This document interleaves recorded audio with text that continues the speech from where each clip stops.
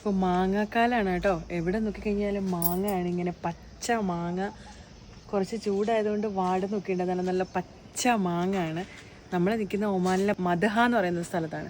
പണ്ട് ഞാൻ 7ാം ക്ലാസ്സിലൊക്കെ പഠിക്കുന്ന സമയത്ത്, ട്യൂഷൻ കഴിഞ്ഞ് വരുന്ന സമയത്ത് വീടിൻ്റെ തൊട്ടടുത്തുള്ളൊരു വീട്ടിൽ മാങ്ങ ഇങ്ങനെ ഉണ്ടായി നിൽക്കുന്നത് കണ്ടു. അപ്പം ഞാനും എൻ്റെ അനിയത്തിയും കൂടെ, അനിയത്തിയാണ് കയറി മതിൽ ചാടി അത് പറിച്ചത്. ഇത് അവർ കണ്ടുപിടിച്ച ആ വീട്ടുകാർ. അപ്പോൾ അമ്മയൊക്കെ നല്ലപോലെ അറിയാവുന്നതുകൊണ്ട് തന്നെ അവർ പറഞ്ഞു വീട്ടിൽ വന്ന് പറഞ്ഞു കൊടുക്കുമെന്ന്. പിന്നെ ഒരു 2 ആഴ്ച അവരുടെ വീടിൻ്റെ മുന്നിൽ കൂടെ പോകാതെയായി. എന്നാണോ ഇവരിനി വീട്ടിൽ വന്ന് പറയുക എന്നോർത്ത് ഇങ്ങനെ കുറേ ടെൻഷൻ അടിച്ച് നടന്ന കാലമുണ്ട്.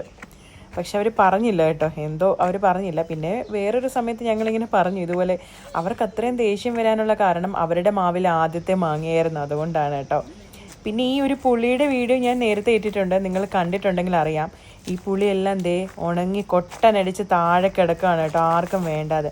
ഹസ്ബൻഡ് പറഞ്ഞു കുറച്ച് പിറക്കിക്കൊണ്ട് വീട്ടിൽ കൊണ്ടുപോയി നമുക്ക് ഉണക്കി നോക്കാമെന്ന്. പക്ഷെ ഞാൻ ഇത് ഓപ്പൺ ചെയ്ത് നോക്കിയപ്പോൾ എനിക്ക് അത്ര നന്നായിട്ടൊന്നും തോന്നിയില്ല. ഭയങ്കരമായിട്ട് ഡ്രൈ ആയിട്ട് ഒരു ഉണങ്ങി വല്ലാത്ത അവസ്ഥയിൽ കിടക്കുന്നുണ്ട് കേട്ടോ. കണ്ടിട്ട് നല്ല സങ്കടം വന്നു. എന്തുമാത്രം പുളിയായി താഴെ കിടക്കുന്നത്. പച്ചപ്പുളിയായിരുന്നെങ്കിൽ നമുക്ക് പറിച്ചുകൊണ്ട് പോയിട്ട് ഉപ്പും കൂട്ടിയൊക്കെ കഴിക്കാമായിരുന്നു. ഇതും പറ്റാത്ത അവസ്ഥയാണ്. ഇത് ഇവിടുത്തെ ഒരു ചെറിയ കഫ്റ്റീരിയാണ് കേട്ടോ. നമ്മുടെ നാട്ടിലെ മറ്റേ ചായക്കട പോലെ കണ്ടോ, ടേബിളും ചെയറൊക്കെ വെളിയിൽ ഇട്ടേക്കുന്ന കുഞ്ഞൊരു തട്ടുകട. പിന്നെ ഇവിടെ കഴുതയും അതേപോലെ ആട് പിന്നെ എല്ലാവർക്കും അറിയാവുന്നതാണല്ലോ, കഴുതയൊക്കെ കാണാൻ പറ്റും. അങ്ങനെ മാങ്ങയൊക്കെ പറിച്ച് നമ്മൾ പോയിട്ടുണ്ടായിരുന്നത് നമ്മുടെ സീക്രട്ട് പ്ലേസിലാണ് കേട്ടോ.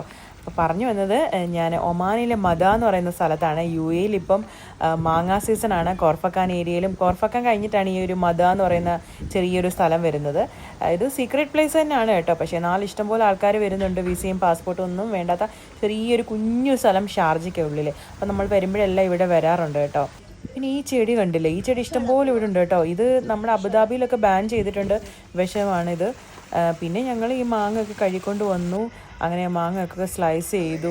നമ്മുടെ കയ്യിൽ എപ്പോഴും ഉപ്പ് കാണും കയ്യിൽ. അപ്പോൾ എവിടെ പോയി കഴിഞ്ഞാൽ ഇങ്ങനെ മാങ്ങയോ പുളിയോ ഒക്കെ കിട്ടുവാണെങ്കിൽ നമുക്ക് കഴിക്കാൻ വേണ്ടിയിട്ട് നമ്മൾ ഇതും കൊണ്ടാണ് നടക്കുന്നത്. അങ്ങനെ ഉപ്പൊക്കെ കൂട്ടി അവിടെ ഇരുന്ന് ആ അരുവിയുടെ തീരത്തിരുന്ന് കഴിക്കുക എന്ന് പറയുന്നത് വേറൊരു ഫീലിംഗ് തന്നെയാണ് കേട്ടോ.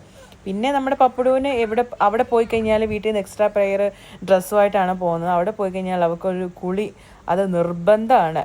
നീന്താനൊന്നും അറിയില്ല, എങ്കിലും കുളിക്കണം. ഇവിടെ അങ്ങനെ ഒഴുക്കുള്ളതായതുകൊണ്ട് പേടിയൊന്നുമില്ല. ചെറിയ കൊച്ചു പിള്ളേർക്കൊക്കെ ഇറങ്ങാൻ പറ്റുന്ന അത്രയും വെള്ളം ആയതുകൊണ്ട് തന്നെ അവർ രണ്ടുപേരും കുറേ സമയം അവിടെ പോയി കുളിച്ചു, അങ്ങനെ നീന്തി.